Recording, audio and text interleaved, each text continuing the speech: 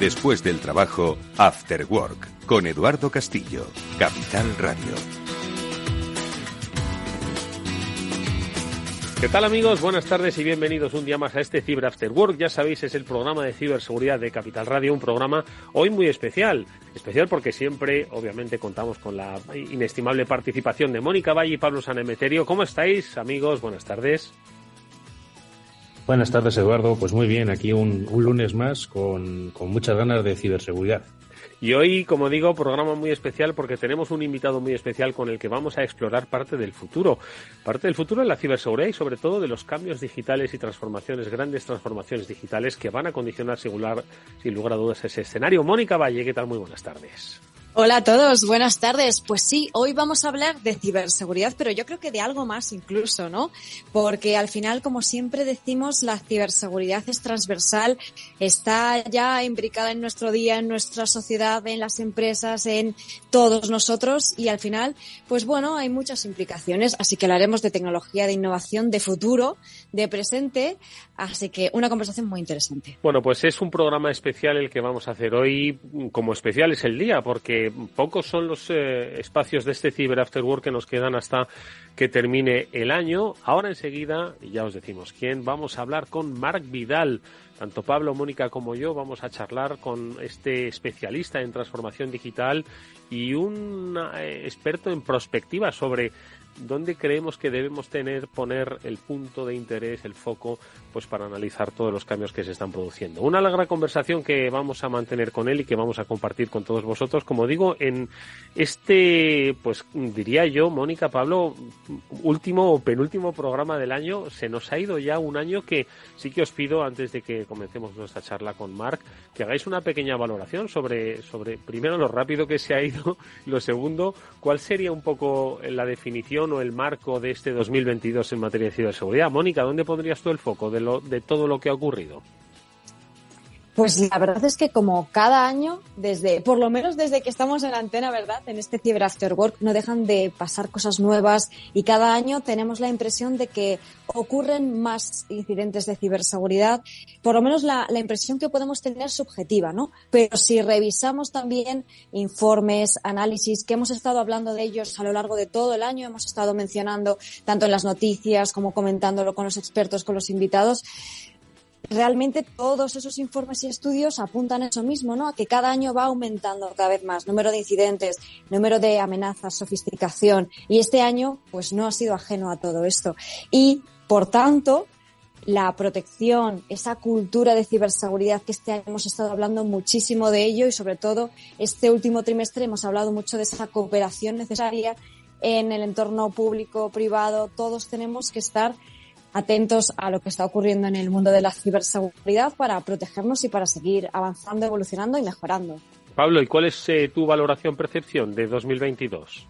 Pues coincido mucho con Mónica, no solo por esa percepción subjetiva. Yo creo que cada día hay más incidentes, sino que al final yo creo que estadísticamente al final hay más incidentes, o se van recogiendo más incidentes. El número de vulnerabilidades cada año que aparecen y que se publican y se comparten cada año va creciendo. Y al final, pues bueno, yo creo que es un año en el cual pues hemos visto bastantes incidentes, bastantes problemas de seguridad, pero yo también me quedo, es como siempre, con esa lucecita al final del túnel en el cual, oye, pues las compañías van invirtiendo más en ciberseguridad, van viendo lo importante que es contar con expertos de ciberseguridad que les asesoren, que les ayuden, que les guíen un poco en ese camino, que como bien decimos, y vamos a hablar con Marc Vidal, la transformación digital es algo imprescindible para todas las compañías, pero sin una correcta ciberseguridad y una seguridad bien puesta en tus sistemas informáticos, difícilmente vas a poder hacer una transición correcta y eficaz en tu empresa. Así que pues me quedo con que cada vez, yo creo que poco a poco este mundo de la ciberseguridad va llegando cada vez más a más personas y se van concienciando más de su importancia.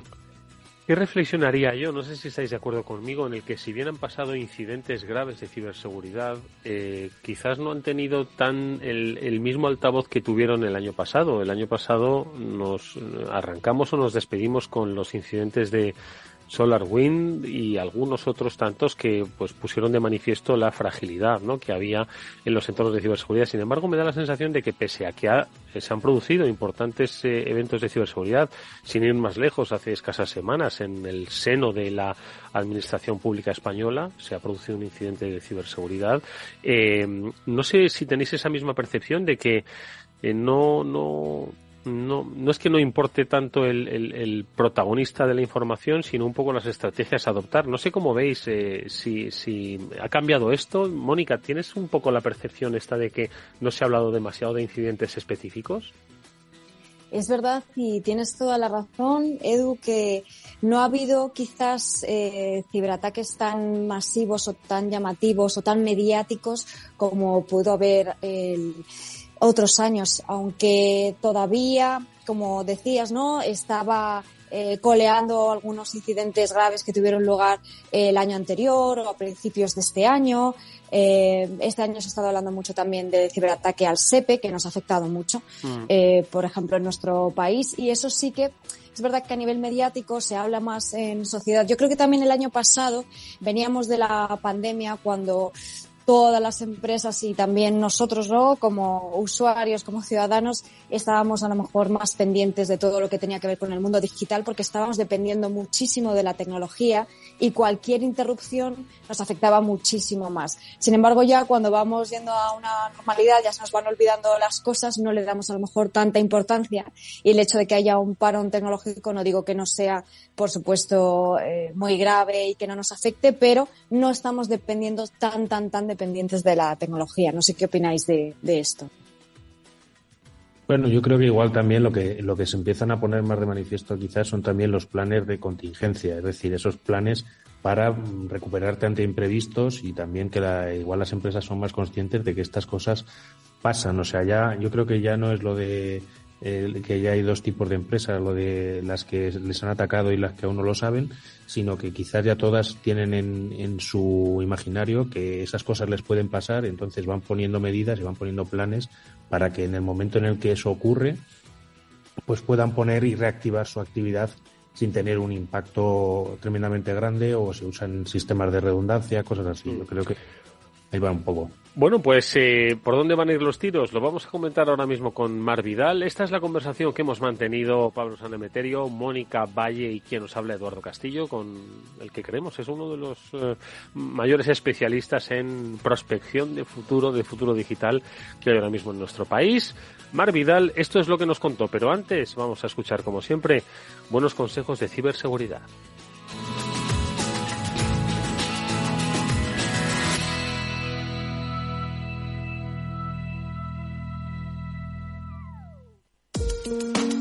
La estrategia de seguridad Zero Trust de Zscaler ayuda a las organizaciones a aumentar su ciberresiliencia y gestionar los riesgos de un entorno de negocio desconectado, al tiempo que protege a los usuarios y permite el acceso seguro a los datos adecuados en el momento preciso y en las condiciones idóneas. Si quieres saber más sobre Zero Trust, puedes entrar en zscaler.es.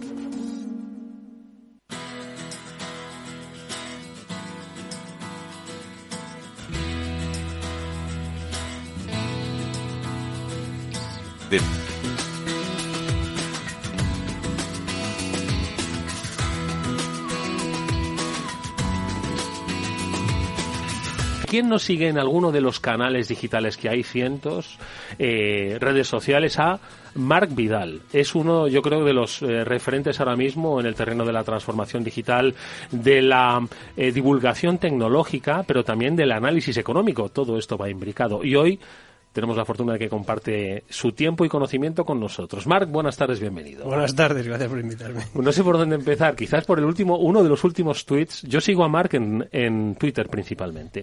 Es fascinante ver lo que comparte. Hoy ha compartido, para que nos hagamos una idea de qué debemos entender de este mundo. Hoy ha compartido un vídeo de un ciudadano que se subía a un taxi autónomo en China, que tenía que escanear un código que le validaba el acceso y luego interactuaba con una pantalla y le llevaba a destino. Y decía Marc, esto no es el futuro, esto es hoy. Uh-huh.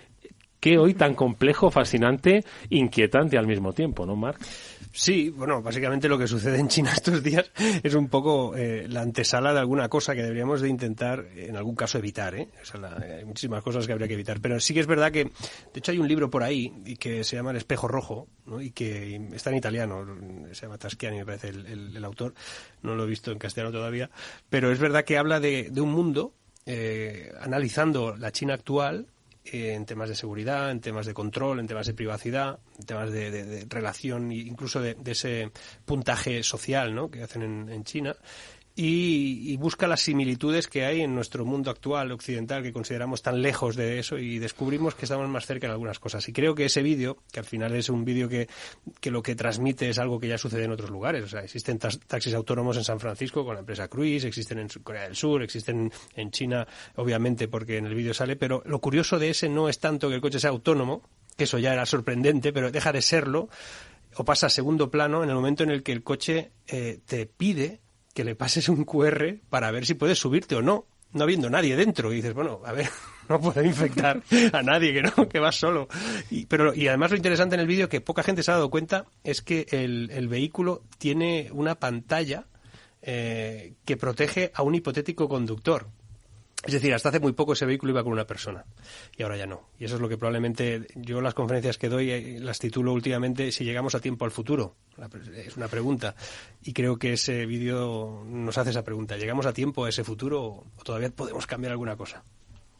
No, la verdad es que es apasionante el mundo de la tecnología que vivimos, esos cambios que vemos todos los días, y precisamente en cuanto a los coches y los coches autónomos, yo creo que es uno de los puntos donde la ciberseguridad se ha metido bastante a detectar, problemas que ha habido. En 2016 creo que hablaban de problemas en los Tesla y en los Chrysler, en los que podían tomar control de estos coches. ¿Crees que eso se puede ver también ahora con los coches autónomos? Yo creo que, o sea, el riesgo es ese, ¿no? Es decir, todo lo que tenga un modelo de conexión, y hoy en día pues todo está conectado. El otro día hablaba con un responsable de producción de una de las importantes marcas que hay en Europa y me explicaba que esta fase de pasar a servicio, la mayoría de productos que hasta ahora pues tenías en el vehículo, por ejemplo, no ahora mismo una de las opciones que te conceden al comprarte un vehículo que es más económico que antes es que ahí dentro está instalado ya, por ejemplo, la posibilidad de que las ruedas de atrás giren para aparcar o que se calienten los asientos, ¿no? Todo eso está instalado, pero no lo puedes activar a menos que pagues mensualmente una cuota. Es decir, tú pagas una cuota mensual y te activa esos servicios, y cuando dejas de pagarlo el coche lo sigues teniendo, pero eso no. Los coches pasan a ser la impresora, ¿no? Y todos esos servicios son la tinta. Y esa servilización de todo, al final es muy peligrosa también, ¿no? Porque incorpora múltiples entradas, múltiples puertas, que en manos de quien no debe, pues es muy arriesgado. Sin embargo, creo que el ser humano, al final, la historia del ser humano es la historia de sus revoluciones tecnológicas y de cómo se enfrenta a ellas, ¿no? Y el gran reto, el gran desafío que tenemos ahora es que tenemos una batalla contra la seguridad como nunca antes, pero la podemos llevar adelante. Es decir, somos capaces de gestionarla, la hemos sido capaces de gestionar en todos los ámbitos de la vida antes y ahora también. O sea que no me preocupa en ese sentido más que encontremos rápido remedios, ¿no? Eso sí. Pues uno de esos desafíos, Marc, yo creo, no sé si estás de acuerdo conmigo, son los datos, ¿no? Uh-huh.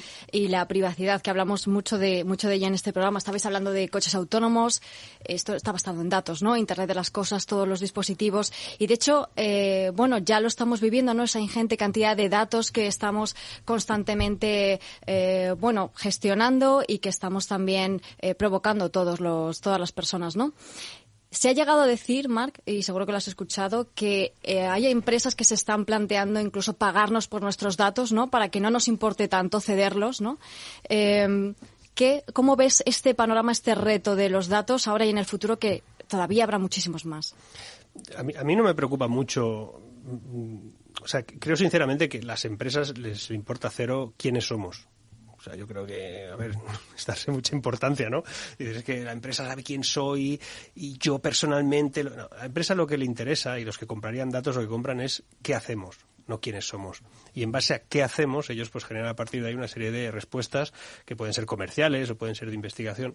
Y a mí realmente lo que me preocupa es si ese qué hago acaba siendo tan relevante que en algún momento cosas que yo vaya a hacer me encuentre una respuesta previa. Es decir, alguien ya ha detectado que voy a hacer una cosa determinada y ese libre albedrío, ¿no? Esa vida autónoma humana va perdiendo sentido, ¿no? Cada vez es más estrecha. Me preocupa eso un poco, pero me preocupa más que las empresas hayan quedado a medio camino en esto de los datos. Los datos se obtienen de múltiples maneras, ¿no? Los podemos obtener automatizando múltiples herramientas que hoy en día pues capturan los datos, ¿no? Desde la Internet de las cosas hasta una pantalla, una navegación, entrando en el coche, todas las partes hay datos y los extraemos. Y luego tenemos tecnología que es capaz de traducir esos datos en información. Y cuando la convierte en información, pues se utiliza Business Intelligence o tenemos diferentes dashboards que son capaces de traducirlo y ahí nos hemos quedado. Y tengo la sensación de que nos hemos quedado a medio camino porque después de tener información, ¿dónde están los seres humanos que le dan sentido a esa información? Y si no le damos sentido a esa información, nunca tendremos conocimiento. Y si todos esos datos que están ahí acumulados en un data lake, al final no acaban siendo conocimiento de todos, pues eso es una venta previa, pero no es la venta cognitiva que yo esperaba. Y cuando una empresa, la mía por ejemplo, pues gestiona múltiples datos y las transformamos en información hasta que no entra un equipo humano y le va dando sentido a cada uno de los bloques, pues eso no sirve para nada. Y eso es lo que me preocupa. Sí, fíjate, es que ha pasado pues más de 10 años desde que la Harvard Business Review dijo que lo del Data Scientist no iba a ser la profesión más sexy del siglo XXI y todavía falta por un poquito ver los sexy. Ya hay cosas sexys en el mundo de los datos, ¿no? Pero entiendo que te refieres a esto, a que falta un poco ese remate, ¿no? Sí, yo defino a lo que viene a partir de ahora algo que, bueno, ya empiezan a hablar de ello, ¿no? Que es la Extended Economy, esa siguiente fase de la transformación digital que el otro día no sé quién me explicaba, porque yo en mis definiciones en algún sitio pues pone eso, ¿no? Experto, especialista en transformación digital, porque experto no se puede ser en transformación digital al ser una cosa cambiante, ¿no?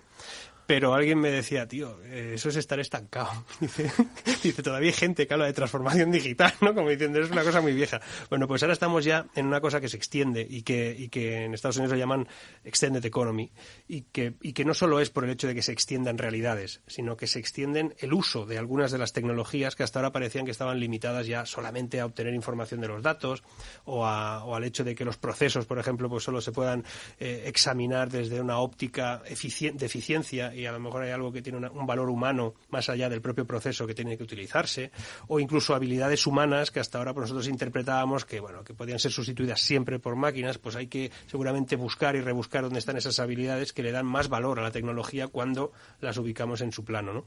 Todo eso se está extendiendo y sinceramente creo que lo sexy de las profesiones que la Harvard Business decía pues deben aparecer ahí, en esa extensión que ellos no pudieron imaginar en el 16. Sí, pero es verdad que fue el 16, ¿eh? No, pero vamos, yo tengo que decir, tengo que barrer un poco a casa. Yo creo que la profesión más sexy es hacker, lo siento mucho. Lo siento por el data science, te lo pasas mucho más divertido, pero me ha gustado toda la parte de reflexión de esa parte de información, de datos, que es lo que ocurre muchas veces en seguridad. Tienes un montón de datos, de cosas que están pasando, que puedes transformar en información, pero hasta que no llega una persona y le pone esa parte de inteligencia, que yo creo que ahí la inteligencia artificial todavía le falta ese pequeño pasito, es donde falla y donde no conseguimos detectar esas amenazas y prevenirlas. Yo creo que ahí está un poco que nos permita también tomar decisiones, ¿no? Que para eso sí, son porque los es que, datos. o le da sentido. Es que todo esto de la tecnología está muy bien, pero la tecnología es el cómo de todo. O sea, al final nosotros, y a veces lo comparo con momentos de la historia, ¿no? Cuando las máquinas de vapor entraban en las fábricas textiles en el sur de Londres y le dábamos ahí muchísimo valor a que la máquina entrase y sustituyera a personas. Pero eso en sí mismo, eso era un cómo. Era un cómo mejorábamos procesos, era un cómo mejoramos la producción, pero el por qué aparece cuando aparecen los seres humanos, y los seres humanos lo consiguieron trabajar menos horas, consiguieron empezar a derivar el hecho vital más allá de una fábrica, pero al principio no fue así. Al principio tardaron 50 años, y bueno, un principio raro, 50 años en interpretar que no quedaban expulsados para no trabajar, quedaban expulsados para que otros trabajasen menos.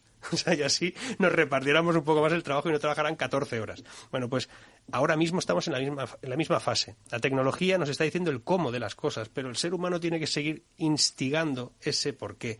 Y en el mundo del hacking, pues oye, los hackers son pues ese porqué, ¿no? Incluso para descubrir las vulnerabilidades, sobre todo, de aquello que nos rodea, ¿no? Y ese sería el sentido. Yo siempre creo que el hacker no es un cracker, ¿no? El hacker es una persona que lo que deduce es lo que le da el sentido a tanta tecnología que podría ser vulnerable.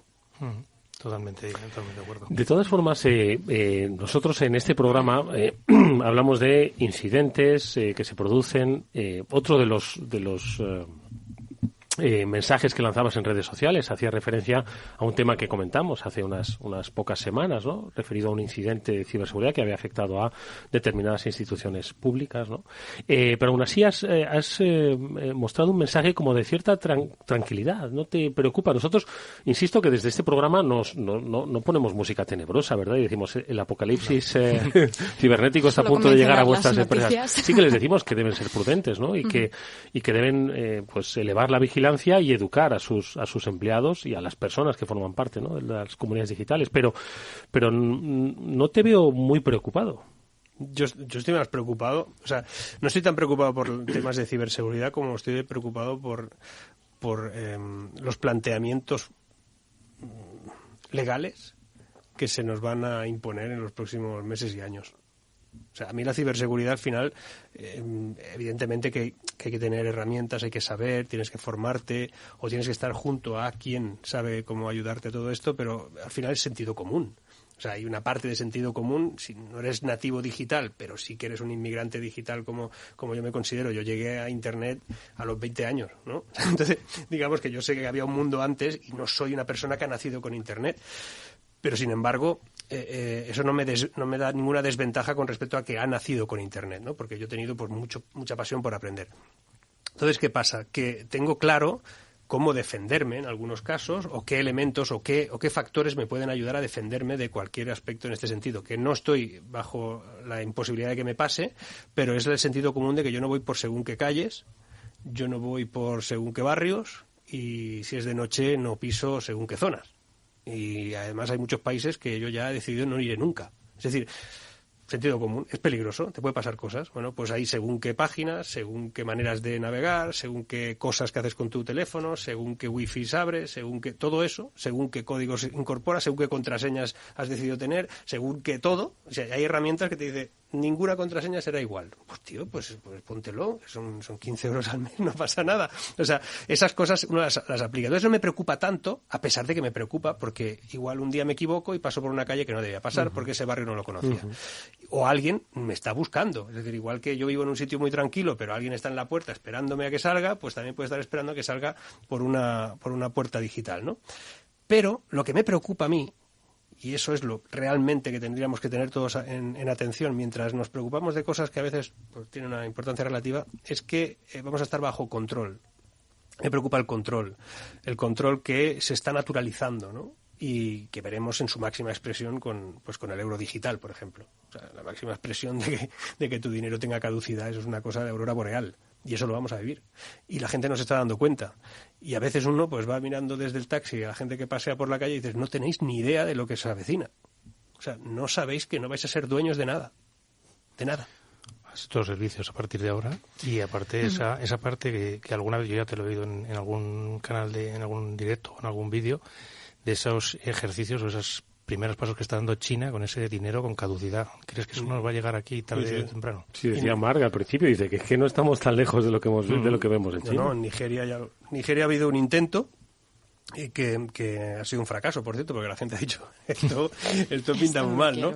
Pero es igual, ha sido un intento, pero cuando no haya otra, es más, cuando dicen, bueno, las CBDC, que es digamos el euro digital, el dólar digital, el yuan digital, es decir, la moneda oficial emitida por los bancos centrales en digital, tú podrás elegir tener la digital o la no digital, pero cuando la digital tenga ventajas, por ejemplo, al pedir un crédito, me pide un crédito de 100.000 euros y dice, te lo puedo conceder en euro digital, emitido por el Banco Central, o 100.000 euros te los puedo conceder, por ejemplo, pues como hasta ahora, pues con el euro tradicional.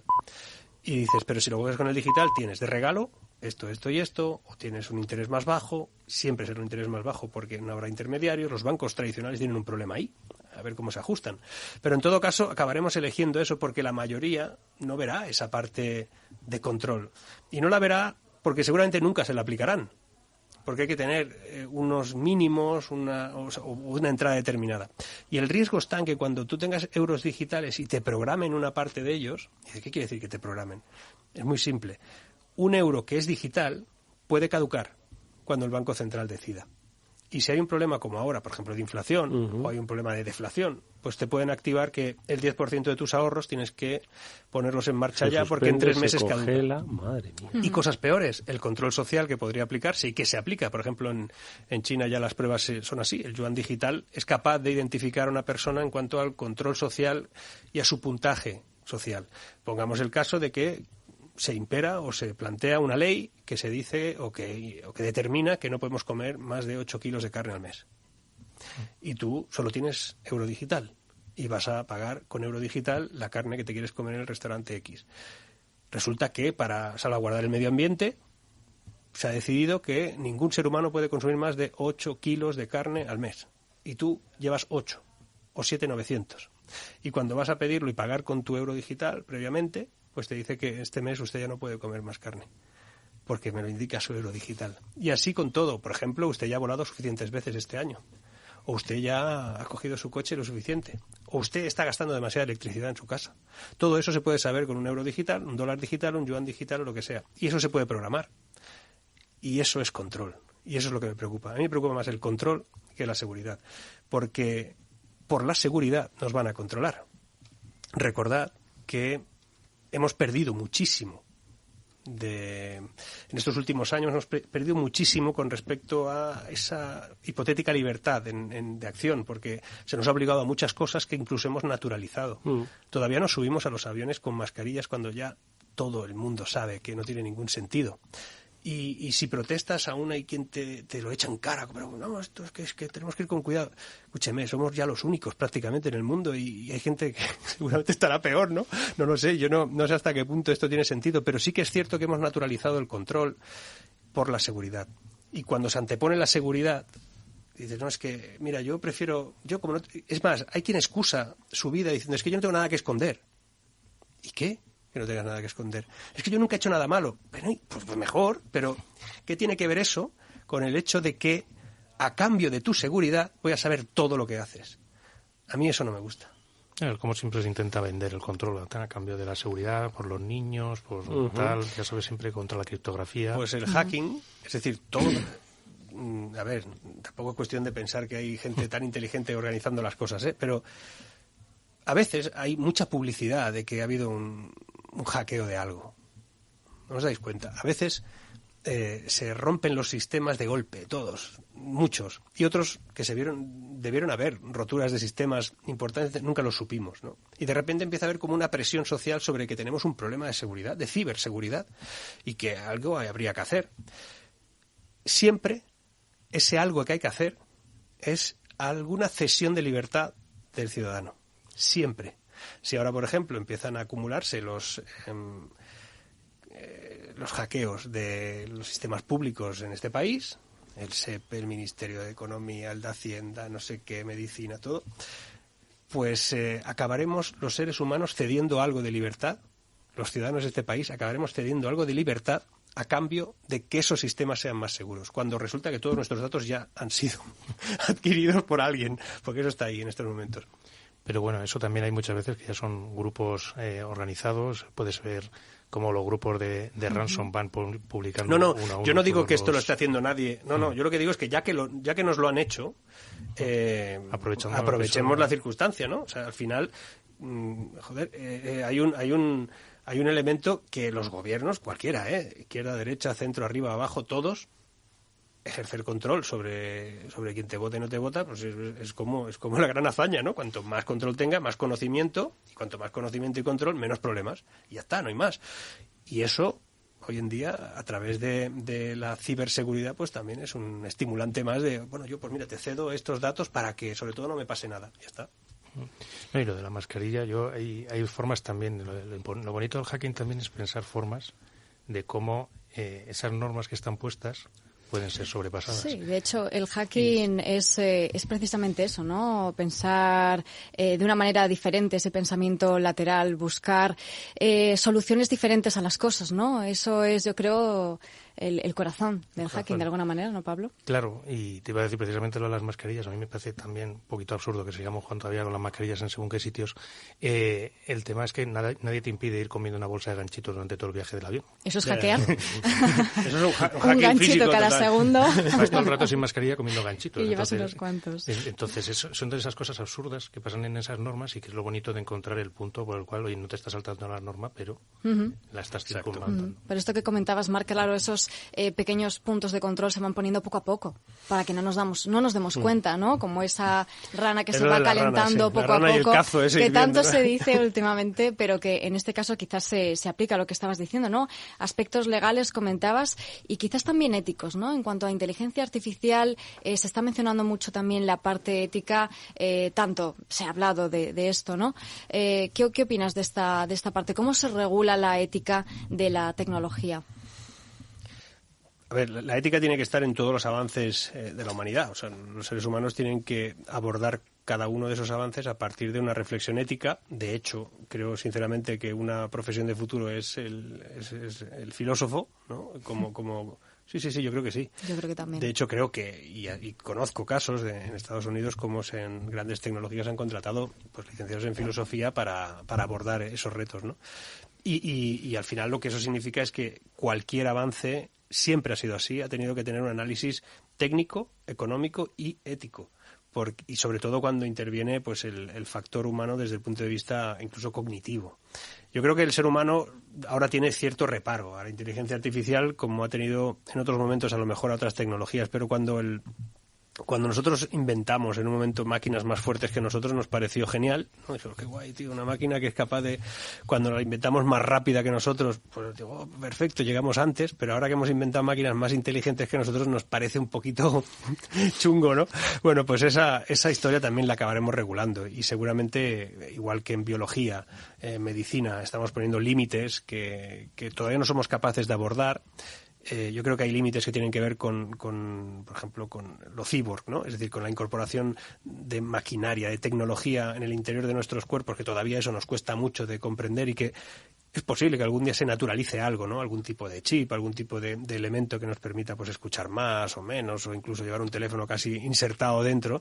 No lo sé si llegaremos algún día a eso, es posible, pero eso también, pues la regulación ética al final se irá adaptando a una ética que será más aceptable en un sentido u otro. Imaginaos, ¿no? El mundo como era hace apenas 20 años y como hubiésemos dicho a muchas cosas que estamos haciendo ahora que, madre mía, éticamente eso no se puede permitir, ¿no? Bueno, pues ahí estamos, superando barreras.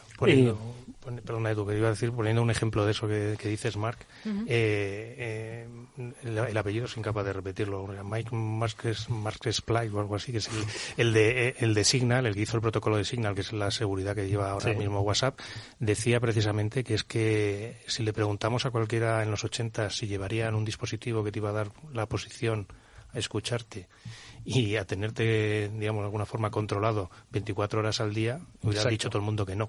Exacto. Y a día de hoy somos incapaces, no volvemos a casa cuando no lo dejamos. No es que hubiésemos dicho que éticamente no era inconcebible. Es decir, ¿cómo vamos a llevar, o sea, en 1980 y en 1996? O sea, es que en la Expo de Sevilla, en el 92, que yo tenía 20 y nada, yo estuve allí y allí nadie hablaba de Internet. Y era el 92, ¿eh?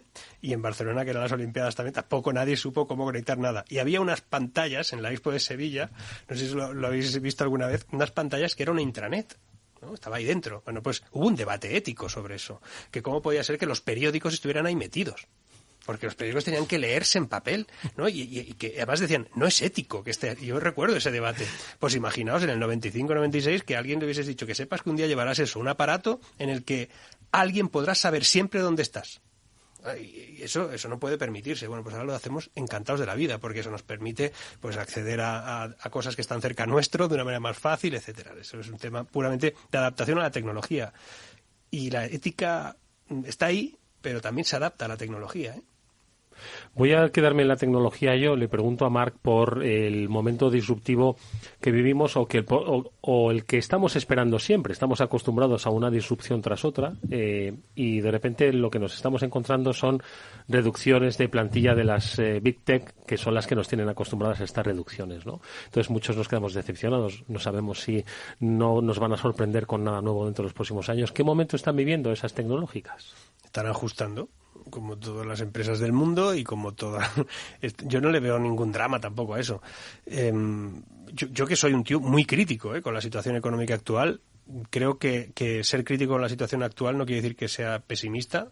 Tampoco soy muy optimista en este sentido. Creo que es mejor ser solucionista, ¿no? Buscar elementos que te permita solucionar los problemas que detectas. Pero creo sinceramente que bueno, los ciclos están y los modelos económicos requieren ajustes y a veces hay que limpiar pues cosas que sobran, hay que quitarle grasa.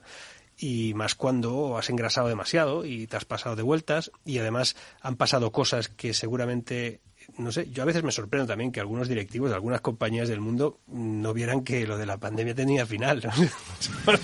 ¿Cómo puedes contratar a 27.000 personas que esto se va a acabar, que no vas a estar todo el día ahí? Entonces, también me sorprende algunas estrategias, ¿eh? Ahora bien, que se haya caído todo y que se esté cayendo todo desde el sector tecnológico al nivel que se está cayendo, también una sobreactuación, y a veces esa sobreactuación se utiliza para limpiar más de la cuenta, ¿vale? ¿Por qué? Porque la gran mayoría de directivos de esas compañías, los que nos dedicamos también a la economía más tradicional, cuando hablamos de la economía tradicional sabemos que los directivos de algunas compañías viven de los crecimientos, pero no pierden con los decrecimientos. De manera que si una empresa ajusta, bueno, casi no se les ajusta mucho a ellos, pero si esa empresa empieza a aumentar producción o entrar en una fase de crecimiento importante, como entrarán todas tarde o temprano otra vez, entonces ellos salen muy beneficiados de esto, ¿no? Cuenta que las bolsas ahora mismo, pues explican, y lo sabéis mejor vosotros que nadie, plantean una caída brutal, la que llevamos, tarde o temprano eso empezará a amortiguar y entonces viviremos, yo creo que todavía falta un tiempo, pero viviremos un momento pues en el que estas empresas volverán a recuperarse. Y de verdad que no es malo que las empresas se ajusten. De todos modos, no es lo mismo lo que pasa en Estados Unidos que lo que va a pasar aquí. Ayer hablaba con alguien de Irlanda, que yo he vivido allí muchos años, y me explicaba que están asustados porque evidentemente las empresas tecnológicas en Irlanda tienen un papel relevante y los despidos empiezan a llegar y allí la cosa no es lo mismo que en Estados Unidos. En Irlanda un despedido coge y se va de Irlanda y busca su vida. En Estados Unidos la gente cuando se queda en la calle monta una empresa, rápido. De hecho, durante la crisis del 2008, interesante, mientras en Europa destruíamos 350.000 empresas, en Estados Unidos se creaban 250.000 empresas de base tecnológica al mismo tiempo. Es decir, nosotros destruíamos y esperábamos que alguien nos ayudase, ¿no? El Estado, las subvenciones, el a ver qué pasa, el paro, ¿no? Durante un tiempo. Allí como no hay según qué cosas, es decir, oye, y se pusieron, y en California especialmente, y en Texas, por eso ahora, en Austin, en Dallas, hay una efervescencia tecnológica importante que deriva de aquel momento. Es decir, cómo se levantó todo un Estado que nadie había contado con él desde el punto de vista económico de una nueva economía. Pues ahora lo es. Y lo es porque allí pasó algo en ese momento. Es decir, el americano esto lo vive de otra manera. Pues iba a abrir otro melón. que son muchos, los que te encanta hablar. Iba a abrir otro melón, que es el del metaverso. Estabas comentando antes, Marc, que ibas en el taxi y veías a la gente caminando por la calle y pensabas, no tenéis ni idea de lo que se os viene encima.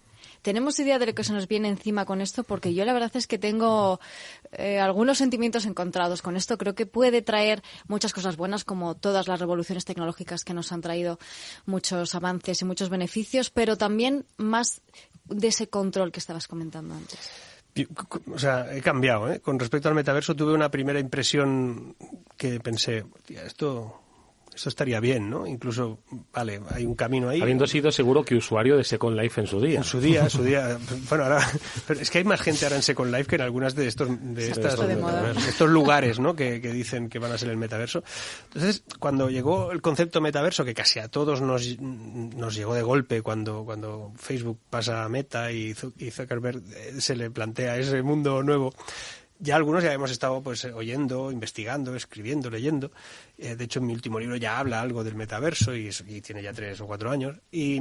Pero mi idea siempre fue que el metaverso no existe. O sea, el metaverso no existe y tampoco existe todavía. Lo que existe son mundos virtuales que están pendientes de conectarse entre ellos y que tengan una serie de elementos que pudiéramos interpretar que eso es un escenario alternativo al que estamos ahora, un escenario extendido. Y además está por ver qué es lo que podemos hacer ahí realmente todavía, ¿eh? Entonces, toda la especulación vinculada al valor de los terrenos virtuales, el juego que ha habido con el que todo el mundo tiene que tener un espacio determinado en algún lugar y tal, todo eso ha ido ampliando un hype que seguramente hay que bajarlo a tierra.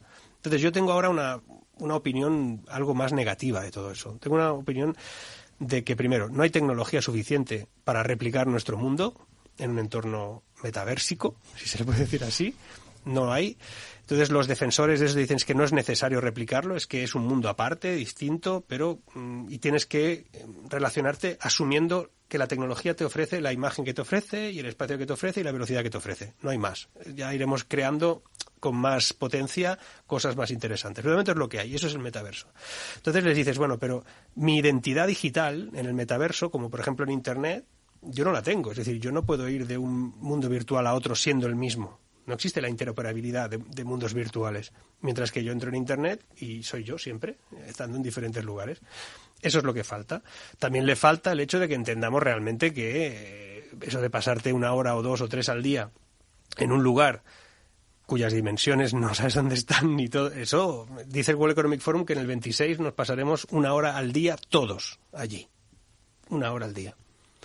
A mí me cuesta creer que ese mundo previo y planteado sobre el metaverso se vaya a cumplir.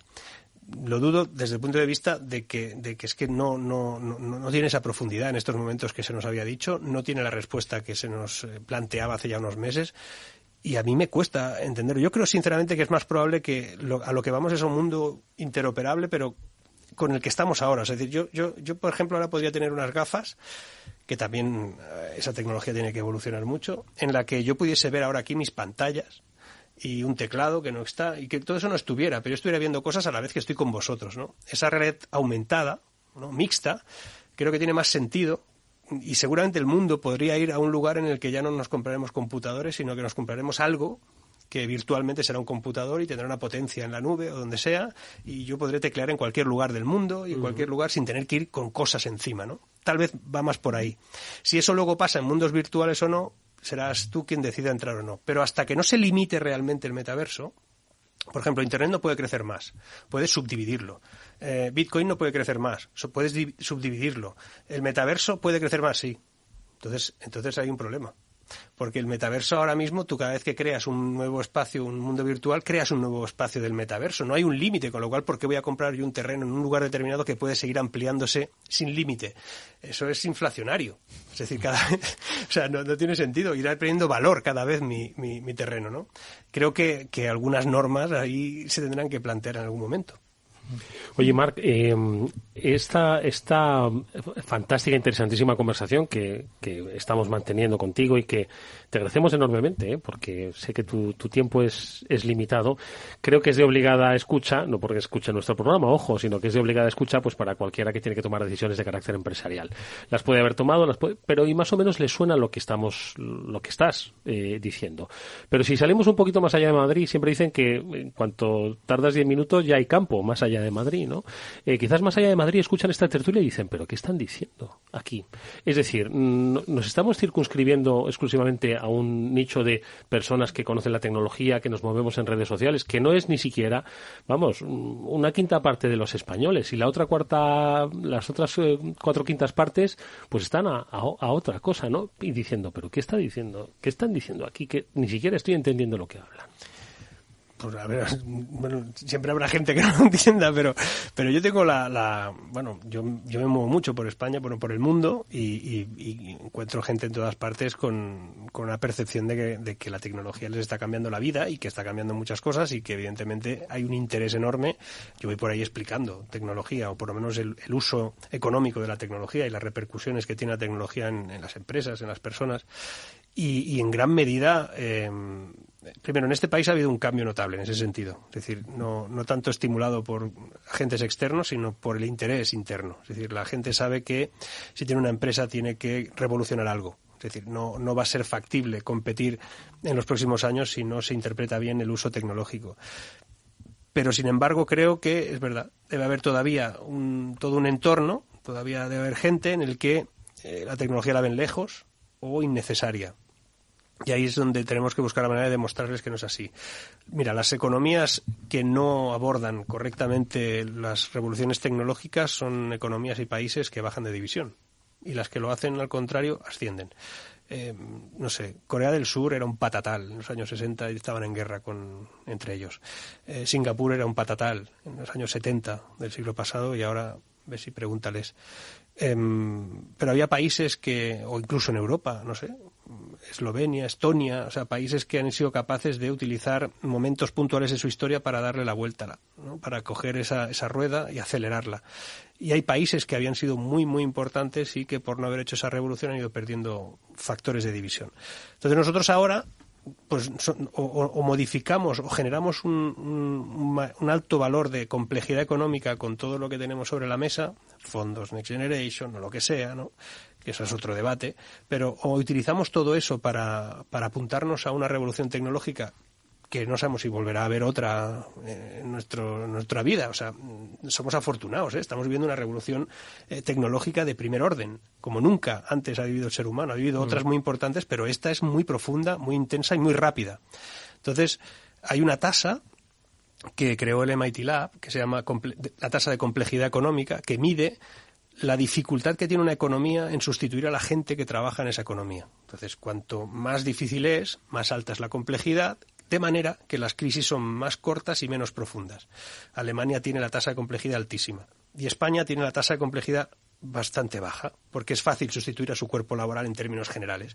Entonces tenemos que cambiar eso, tenemos que modificarlo, porque el grado de dependencia de un sector, como nos pasa a nosotros, un sector que es poco tecnológico, pues nos ubica en esa franja de dificultad que en el momento en que suceden las cosas en las que hay revoluciones tecnológicas como la que vivimos, revoluciones sociales incluso, caerte de división es fácil.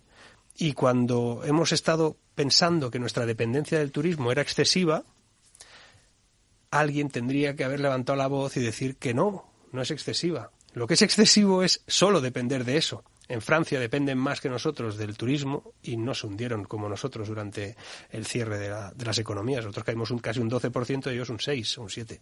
¿Por qué? ¿Cómo puede ser que ellos tenían una dependencia del turismo del 16% y nosotros del 14% y ellos cayeron menos que nosotros? Pues porque aparte del turismo tenían industria. Y industria tecnológica, y nosotros no. Nosotros teníamos turismo y mucho, o sea, y todo muy atomizado, ¿no? De esa manera pues es difícil. Por eso es importante aprovechar estas revoluciones para subir de división, y se puede hacer. No, yo creo que se puede hacer porque además hay mucho talento en ciberseguridad en España. Ya ha habido empresas que lo han demostrado. O sea, Blueleaf, por ejemplo, es una empresa que lo ha demostrado. Alimbol es otra empresa que lo ha demostrado, que además la compró AT&T hace poco. El problema yo creo que a veces es que nos falta como el siguiente paso para que no nos compren. Es decir, las tecnologías y las personas están, la gente capaz de hacer esas revoluciones y llegar a esa complejidad está. ¿Falta algo más para que no se terminen vendiendo? Pues falta una colaboración correcta público-privada. Es decir, al final yo confío poco en los estados, confío poco en lo público por diferentes razones, porque al final uno tiene la sensación de que lo público suele ser muy poco operativo, ejecuta muy mal, lo ralentiza todo y al final pierdes. Y en lo privado pues confío más porque ahí hay desafíos, hay retos, hay riesgo, ¿no?